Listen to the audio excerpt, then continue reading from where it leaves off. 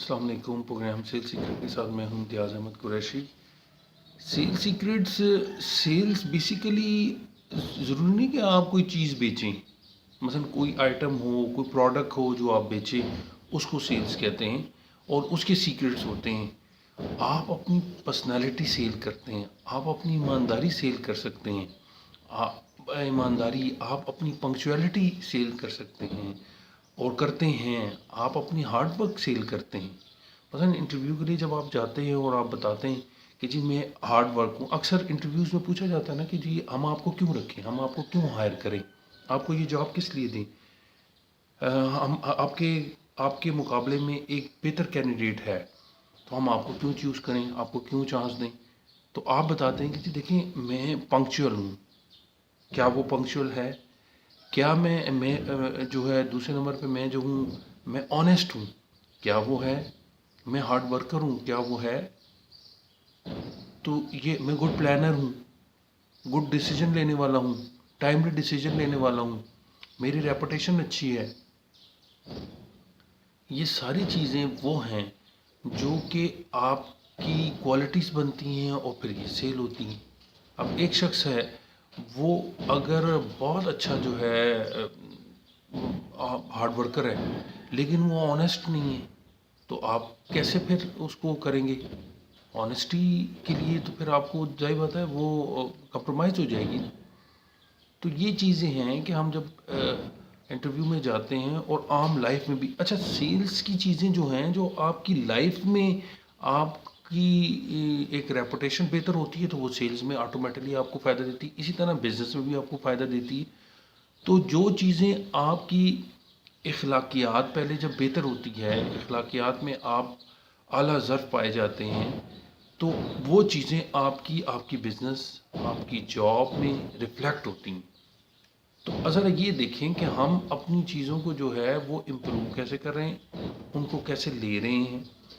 اب جیسے اس حوالے سے میں جو بات کرنا چاہ رہا تھا میں ٹاپک میں کہ ایک تو یہ بات کلیئر ہوگی کہ جی سیلز جو آپ نے اپنی ایکٹیونیس کو بھی سیل کرنا ہے، آپ نے اپنی بیوٹی کو بھی سیل کرنا ہے، یہ سیلز میں ہی آتی ہیں. ایک اچھی نیکی ہے وہ آپ کر رہے ہیں، اس سے بھی آپ کی جو ہے وہ جو ہے نا نیک نامی بڑھتی ہے.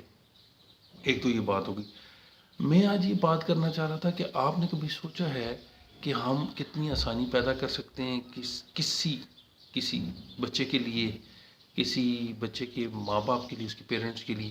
اب دیکھیں کتنے ہی سکولز ہیں جس میں پانی کا انتظام ہونے کے باوجود فلٹر بھی لگے ہوئے کچھ، لیکن بچے جو ہے پھر بھی پانی کی بوتل گھر سے لے کے جاتے ہیں. آپ ذرا سروے کریں، آپ دیکھیں کہ گرمیاں شروع ہوں گی تو کتنے بچے جو ہے نا 7 تھرمس اور بوٹلز پانی کی اٹھا کے جو ہے اسکول جا رہے ہیں. آپ مجھے یہ بتائیں کوئی تعلیمی ادارہ کیا صاف پانی بچوں کو جتنی کہ وہ فیس لے رہے ہیں اس کے اگینسٹ کیا وہ 1 گلاس 2 گلاس یا آدھا لیٹر پانی جو ہے پیوریفائڈ پانی بچوں کو فراہم نہیں کر سکتا؟